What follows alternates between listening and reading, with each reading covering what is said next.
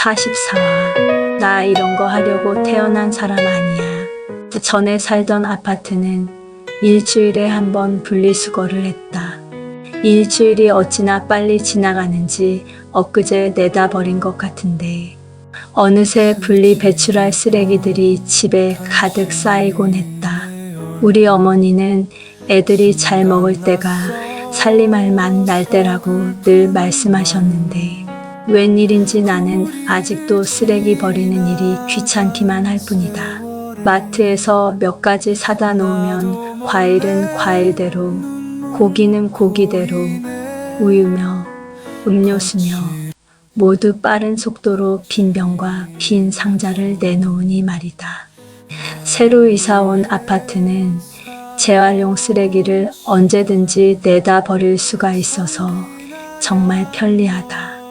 그래서 그런지 재활용 쓰레기를 버리러 나가도 누군가와 마주치는 적이 아직까지는 없다.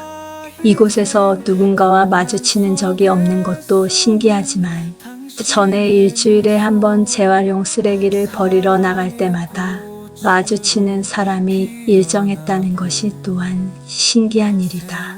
분리 배출하러 나갈 때마다 자주 마주치는 사람들 중에 남편과 같은 직장에서 근무하다가 퇴직하신 분이 있다. 그분은 나를 만나면 딱히 할 말이 없으니 당연히 내 남편의 안부를 물어왔다. 그러다가 어느 날 애들 아빠는 쓰레기 버리러 왜 안 나오느냐고 물어보는 것이었다. 10년 넘게 쓰레기를 내가 버리는 모습을 목격하다 보니 급기야 그런 질문을 했을 것이다. 반대로 나는 그 댁의 아주머니가 쓰레기 버리는 모습을 본 적이 없으니 그 또한 매우 불쾌했다. 그 후에 시댁에 집안 행사가 있어서 가족들이 다 모일 기회가 있었다. 이 말 저 말 하다가 남편의 지인으로부터 그런 질문을 받은 것과 남편이 분리 배출을 전혀 하지 않는 것을 함께 얘기했더니 작은 신우님이 이 모든 것이 다 내가 신혼 때 남편을 잘못 길들여서 생긴 일이니 자업자득의 삶을 살고 있는 것이라며 오히려 내게 핀잔을 주셨다.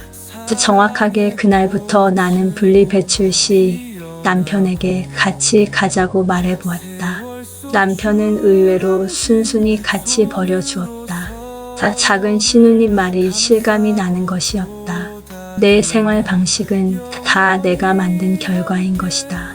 내 남편도 이제 50세가 훌쩍 넘어서인지 아내인 나를 도와 집안일을 하려고 하는 모습이 엿보이지만 그 전에는 그런 기미를 전혀 느끼지 못했다. 사람이 누울 자리를 보고 다리를 뻗는다는 말이 있다. 이런 부탁을 해서 들어줄 사람인지 아닌지 직감적으로 서로 아는 것이다. 이제는 부탁을 들어주는 사람으로 바뀌었는데 내가 습관적으로 사느라 감지를 못했다가 일종의 생각의 전환이 생길 기회를 얻게 된 것이었다. 생각해보면 내가 전혀 부탁을 안 했거나 시도해보지 않았던 것도 아니다. 언젠가 아침에 일어나서 침대 정리를 하다가 남편에게 부탁해 본 적이 있었다. 여보, 침대 정리 정도는 당신이 해주면 좋겠어요. 당신이 나보다 팔도 길고 키도 크고 힘도 세니까 이불 정리하는 게 훨씬 쉬울 거 아니야. 안 그래요? 하고 말했다. 별것도 아니니 남편이 알았다고 할 줄 알았지만 남편은 다음과 같이 대답했다. 나 그런 거 하려고 태어난 사람 아니야. 나는 상쾌한 아침에 가벼운 마음으로 입을 열었다가 순간 어처구니가 없었으며 얼굴이 순식간에 화끈거리는 것을 느꼈다. 생각할수록 어이가 없어서 바로 되물어 볼 수밖에 없었다. 그럼 나는 그런 거 하려고 태어난 사람이라고 생각하는 건가 싶어서 기가 찼다. 무슨 말을 그렇게 해? 어이가 없네, 정말. 그럼 당신은 뭐 하려고 태어난 사람인데? 기분이 나빠진 나와는 달리 남편은 여유 있게 싱글싱글 웃으며 말을 이었다. 나는 사랑받기 위해 태어난 사람이지.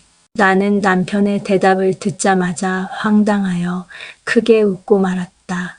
우리는 당시 교회에서 당신은 사랑받기 위해 태어난 사람이라는 노래를 정말 많이 불렀던 터였다. 기억하기로는 당시에 어떤 TV 광고 중에도 이 노래가 흘러나올 정도였다. 남편은 그 당시 얼마 동안은 나를 한번 크게 웃게 해준 대가로 침대 정리 담당을 모면했었다. 언젠가 동생 가족과 합쳐서 여름 휴가를 보낸 적이 있었는데 그때도 남편은 다리 밑에 누워 책을 읽었고 내 동생은 아이들과 함께 물에서 놀았고 나와 제부는 열심히 간식 준비를 했었다. 나는 일상으로 여기는 모습이었는데 내 동생은 그때 내가 불쌍했다고 했다. 보통 밖에 나가면 남자들이 봉사하고 섬기는데 언니인 내가 착해 빠져서 불만도 없이 사는 모습에 충격을 받았다고 하였다. 그 당시 그런 통화를 할 때도 나는 불만이 생기지 않았었는데 세월이 더 흐른 오늘에야 갑자기 서러워지는 것을 보면 이제 나도 나름 나이가 든 것일까? 얼마 전 디어 마이 프렌즈라는 드라마를 보았다. 드라마 속에서 평생 착하게 남편을 섬기며 살아온 할머니가 뒤늦게 황혼 이혼을 선포하는 내용이 나왔다. 그때 딸들이 그 엄마에게 쏟아붓는 대사가 내 마음에 꽂혔다. 아버지가 물도 자기 손으로 안 떠다 먹도록 엄마가 길들여 놓고 이제 와서 왜 이러느냐고 엄마가 만들어 놓은 삶이니까 엄마가 책임져야 한다는 그런 내용의 말들이었다. 함께 사는 부부라도 서로 말하지 않으면 다 알 수 없다.